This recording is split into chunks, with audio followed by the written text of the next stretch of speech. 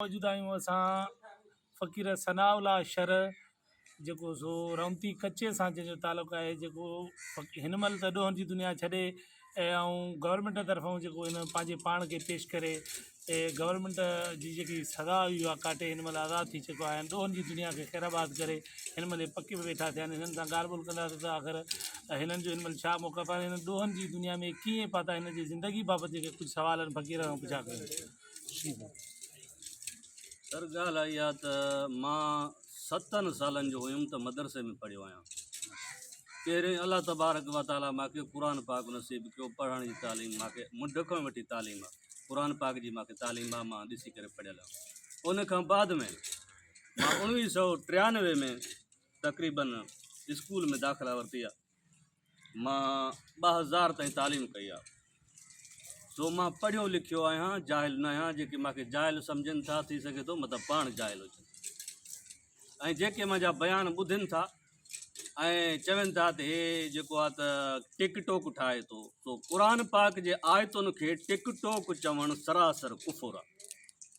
हर जाइ ते हर बयान में अल्लाह जे कलाम क़ुर जे मां वाज़े तौर पढ़ियो आहे, उनजो हवालो ॾिनो आहे। मिठे मुहम्मद रसूलुल्लाह सल्लल्लाहु अलैहि वसल्लम जे फ़रमान जो मां हवालो ॾिनो आहे। बाक़ी रही ॻाल्हि इहा त माण्हू चवनि था तूं धाड़ेल कीअं थिए, वरी बि उहा साॻी ॻाल्हि। जेकॾहिं मां धाड़ेल हुयुमि, एतिरा माण्हू बि मारिया हुअमि, त मूंखे जजनि छो छॾियो आहे? मां जजनि खे के पैसा ॾिना आहिनि छा? मां जजनि खे का रिश्वत ॾिनी आहे छा? पर जेकॾहिं अञा बि के अदलिया ते बेईमान आहिनि त उहे पाण हुकूमत जा बाग़ी आहिनि। मूंखे 100% इंसाफ़ करे जज साहिबान छॾियो आहे, ऐं मां पाकिस्तान जी अदलिया मां 100% मुतमिन आहियां त मां सां अदलिया इंसाफ़ कयो आहे, ऐं ॿियनि बि सभिनी सां इंसाफ़ कंदी। सभिनी खे मुंहिंजी कचे वारनि खे बि इहा अपील आहे त अचो ख़ुदारा पंहिंजे बचड़नि खे तालीम ॾियो ऐं पंहिंजी इन तंग ज़िंदगी मां जान छॾायो, छो त अञा जजनि वटि इंसाफ़ आहे। तोणे जो पुलिस माते केस कया, पर उहे बि माते पंहिंजे माइटनि कराया हूंदा केस, छो त उहे व्हाट्सअप करे नंबरनि जूं लिस्टूं ठाहे करे पुलिस ॾे मोकिलीनि था। पोइ पुलिस अखियूं ॿूटे FIR दाख़िल करे थी। ख़ुदा जो ख़ौफ़ पुलिस खे बि नथो नज़र अचे। बाक़ी रही ॻाल्हि इहा त हाणे मां पंहिंजी ज़िंदगी शहर में गुज़ारणु थो चाहियां, त जेका ज़िंदगी गुज़री सा गुज़री, हाणे पंहिंजे ॿारनि खे बचनि खे दीनी दुनियावी तालीम बि ॾियां ऐं पाण बि शहर में सुठी ज़िंदगी अख़्तियार कयां। तव्हां जेल में जेका रहियो, घणो अर्सो तव्हां जेल में गुज़ारियो? बाबा साईं, मां रहियो आहियां 5 नवंबर 2023 में मां पाण सरेंडर थियो आहियां। तक़रीबन 1 अधु महीनो घटि 2 साल मूंखे थी विया आहिनि। त मां घणा केस जेके हुया जो पुलिस तरफ़ां दाख़िल कया? पुलिस माते शो केस कया 16। पहिरियों मां डिस्ट्रिक्ट घोटकी जेल में हुयुमि, उन खां पोइ मां सखर सेंट्रल जेल में मूंखे इनसाइड कयो वियो। उते सभु वीडियो लिंक ज़रिए मुंहिंजा केस हलंदा रहिया, जिन में DSP अब्दुल मालिक भुट्टे साहब जो बि माते केस हुयो। पर अॼु बि मां ख़ुदा खे हाज़ुर नाज़ुर चई थो चवां त जेकॾहिं मूंखे अदालतनि केस छॾियो आहे, पर अॼु बि मां अब्दुल मालिक भुट्टे जे मालिकनि खे चवां थो, वारसनि खे, ऐं कमांगर साहब जे वारसनि मालिकनि खे, ऐं पेताफी साहब जे मालिकनि ऐं वारसनि खे चवां थो त अॼु बि फ़क़ीर सनाउल्ला चवे थो त मां बाहि चरबेली में घिरण जे लाइ तव्हांजे लाइ तयारु आहियां, त मां तव्हांजे खूननि में शामिल न हुयुसि। हे त तव्हांजा खून, पर इंसान ज़ात कंहिं जे लाइ बि चवंदव त मां बाहि में चरबेली में घिरण जे लाइ तयारु आहियां, त मां अॼु ताईं कंहिं इंसान खे क़त्ल न कयो आहे। गवर्नमेंट जे तरफ़ां वक़्तन फ़वक़्तन अहिड़ा ऐलान थींदा रहनि था, पर उन ते अमल बि कयो वञे।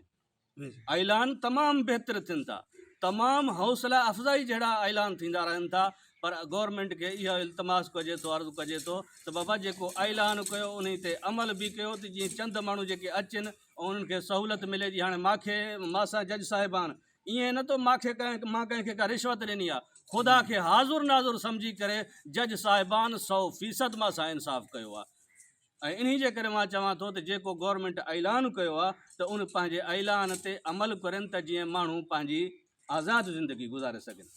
तव्हांजा जेके ॿिया कच्चे में जेके हिन महिल धाड़ियल आहिनि, हुननि खे तव्हां छा था पैगाम ॾियणु चाहियो? मुंहिंजा धाड़ियल न आहिनि, मुंहिंजो धाड़ियल न वास्तो ई न आहे। तव्हां न मतिलबु जेके कच्चे में ॿिया धाड़ियल आहिनि, हुननि खे तव्हां मतिलबु ज़िंदगी तव्हां ॿई ॾिसी चुका आहियो, छो जो हो त हिन महिल सिर्फ़ु कच्चे में आहे, हिते न पहुची सघिया आहिनि। तव्हां त माशाल्लाह हर शइ में हाणे आज़ादु थी करे ज़िंदगी में पके गुज़ारियो, त तव्हां त हिन महिल कुझु बि न आहे।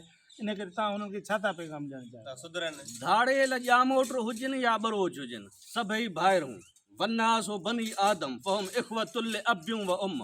ॼामोट हुजे ॿरोच हुजे, सभई भाइर आहियूं, ॾाॾे आदम अलैहिस्सलातु वस्सलाम जो औलाद आहियूं।